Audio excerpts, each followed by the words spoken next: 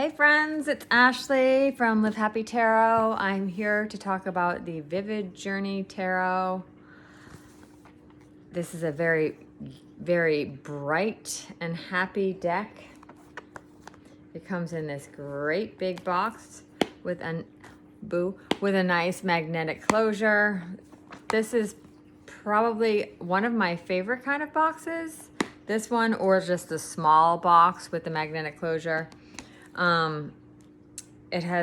It's by Jessica Alaire. Inside, it has a ribbon so you can get your book out. It has a great big book, which is the reason for the box. So typically decks that come in a big box like this have a lovely large book. And then inside that, you have your cards. And here they are. Here's the backs, kind of purple bubbles, kind of. The cards are typical tarot size. Here's the side. They are matte, I guess, yes. And here's some of the artwork. But let's go back to the book first. Oh, Alexa's chatting with me. This is your guide to the Vivid Journey Tarot.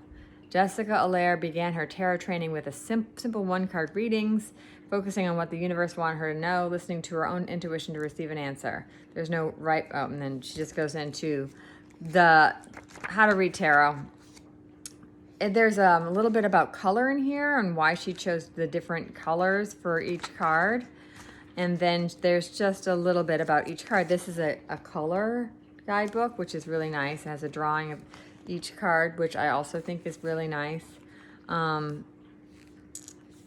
And really that's it. There's not a huge amount in this guidebook other than the cards. Oh, she has a conclusion. I don't think I've ever seen a conclusion in a guidebook. The most important point I want you to take away from this book is that tarot is wholly personal. It shouldn't be scary or intimidating. There are hundreds of different ways to interpret the cards, but what matters most is finding what works for you, or changing the rules and making it your own. I agree. My hope is that with all these elements, you are better able to deepen your connection with the tarot. That's cool.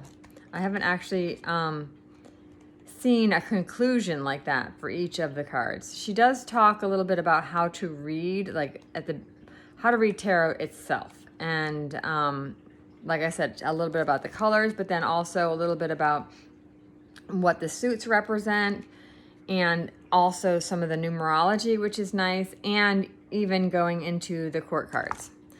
And then let's look at these cards, okay? So we saw the Two of Wands. We have the King of Cups, the Ace of Swords, the Five of Pentacles. So you can see these are typical Rider-Waite-Smith. Six of Cups, not a huge deviation from them yet. Seven, the Eight. I mean, if you've read the Rider-Waite-Smith deck, you probably could read this deck pretty easily. So you'll see the colors. The cups are very blue, right? I mean, or they have a lot of blue in them. And then we get to the swords, and they seem pretty purpley. Purple, orange, and red, right? And then, got a lot of swords here. We get to the pentacles. I feel like they have a bunch of green in them. Green and yellow and some of the purple. But a lot of green, which would make sense. That's the earth element. And then, of course, here we have a sword again. Is that purple? And I can tell this is a cup just from the blue. It's pretty nice. I mean, I think it's helpful for reading, right? I like the pages. They're cute. Here's a knight. And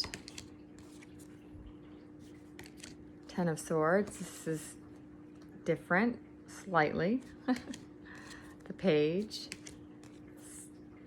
And here's some pentacles again. The Ace. Two. The 3. the Queen. And we go back to cups. Here's the Four of Cups. And then, of course, the wands. We get to the wands, and they're very red, which would make sense for it being the fire element. Oops. And here we are, the major arcana. So we have the Fool. This one I like how it's in silhouette. The Magician. The High Priestess. Not my favorite High Priestess, but I do like this Empress. She's on the front. Here's the Emperor. The Hierophant. The Lovers, interesting card here. The Chariot. Strength. The Hermit. Wheel of Fortune. Justice. The Hanged Man. Death. Temperance.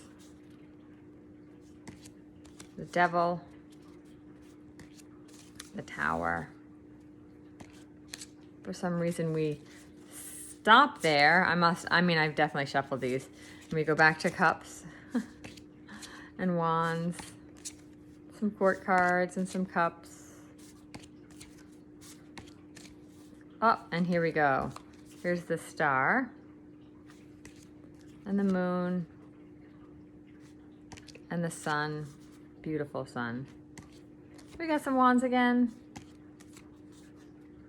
I like this Eight of Wands. You still get the feel of action and movement, but it's in a circle, which I think is a little bit different from your typical. And Judgment in the World. And we're gonna end today with Ace of Wands. That is Jessica Alaire's Vivid Tarot, Vivid Journey Tarot. It's a really fun deck. Has a pretty decent guidebook. And I would say that this is a great beginner deck if you're looking for something that is not just, you're looking for something a little bit more fun and colorful than your RWS deck. Thanks for watching, guys.